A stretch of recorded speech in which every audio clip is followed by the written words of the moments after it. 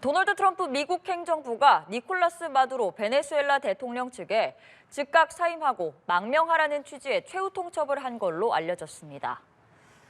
미국 내 언론 보도에 따르면 지난주 후반 트럼프 대통령과 마두로 대통령 사이에 전화 통화 때 이 같은 내용이 전달됐습니다.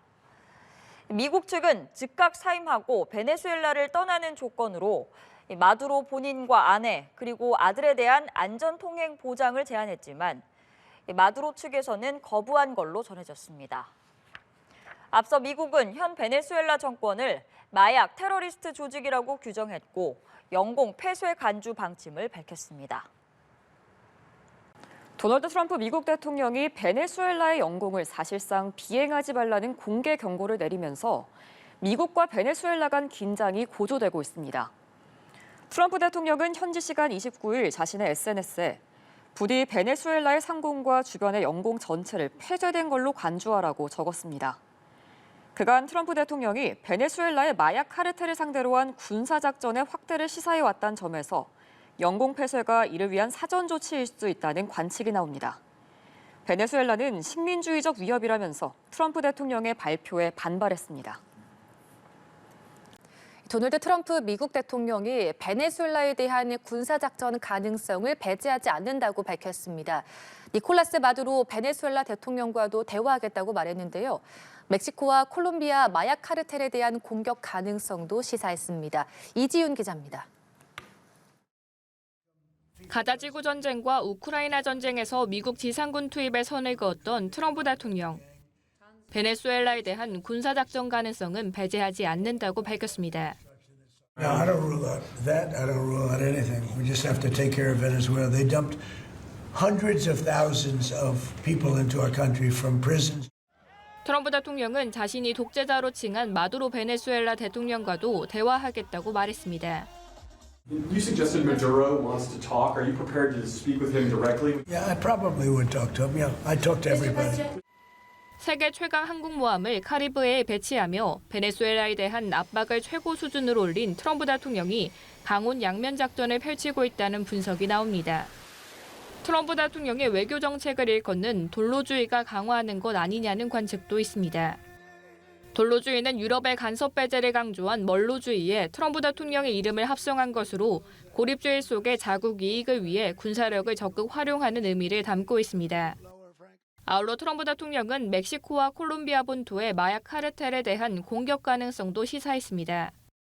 Would I launch strikes in Mexico to stop drugs? It's okay with me. Whatever we have to do to stop drugs. 트럼프 대통령은 또 중남미 마약 카르텔에 대해 모든 정보를 알고 있다며 이들이 미국 국민을 죽이고 있다고 주장했습니다. 연합뉴스 TV 이지윤입니다. 베네수엘라에 전운이 감돌고 있습니다. 미국이 세계 최강 항공모함을 베네수엘라 인근에 배치한 건데요. 마약 카르텔을 뿌리 뽑겠다는 명분으로 조만간 베네수엘라 영토에서 군사작전을 감행할 수 있다는 전망이 나옵니다. 장효인 기자입니다. 빠르게 이동하던 선박이 순식간에 불길에 휩싸입니다. 미 남부사령부는 동태평양에서 마약을 밀수 중이던 선박을 격침해 마약 테러리스트 3명이 사망했다고 밝혔습니다.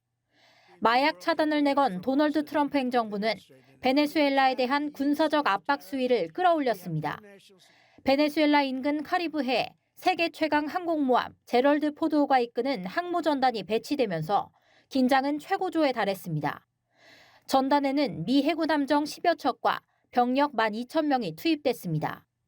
1989년 미국의 파나마 침공 이후 최대 규모 병력이 카리브해에 배치된 만큼 미국의 군사 공격이 초읽기에 들어갔다는 전망이 나옵니다. We may be having some discussions with Maduro, and we'll see how that turns out. They would like to talk. 이런 가운데 마코 루비오 미 국무장관은 베네수엘라 기반 범죄 조직의 수장으로 니콜라스 마두로 대통령을 지목하며 외국 테러 조직에 지정하겠다고 했습니다. 미국이 반미 좌파 마두로 축출에 나서는 것 아니냐는 관측에 힘이 실리는 상황. 압박에 직면한 마두로 대통령은 육해 공군은 물론 예비군에 대한 대규모 동원령을 발령했습니다. 지지자들과 존 레넌의 이매진을 부르며 평화를 호소하기도 했습니다. Peace, peace, peace. hacer todo por la paz. Como decía John Lennon, ¿no? 연합뉴스 TV 장윤입니다. 도널드 트럼프 미국 대통령은 미군 군사작전 임박설이 제기되는 베네수엘라를 겨냥한 다음 단계 조치에 대해 어느 정도 결심했다고 밝혔습니다. 트럼프 대통령은 현지 시간 14일 전용기 에어포스원에서 취재진을 만나 그것이 무엇인진 말해줄 수 없지만 미국으로의 마약 유입 차단에 관해 베네수엘라에서 많은 진전을 이뤘다고 말했습니다. 미군은 최근 베네수엘라발 일부 선박들을 마약 운반선으로 보고 격침하는 등 압박 강도를 높이고 있습니다. 일각에서는 트럼프 대통령의 다음 단계 조치가 베네수엘라 영토 내부에 대한 공습 등 군사작전일 수 있다는 가능성도 거론됩니다. 베네수엘라 정부가 암호화폐를 이용한 수십조 원대 돈 세탁으로 미국 등 서방의 경제 제재를 피해 나갔다는 내용의 보고서가 나왔습니다. 국제 투명성 기구 베네수엘라 지부는 현지 시간 4일 보고서를 통해 정부가 2017년부터 암호화폐 생태계를 국제 제재 회피 수단으로 활용하려는 의도를 추진해 왔다고 밝혔습니다.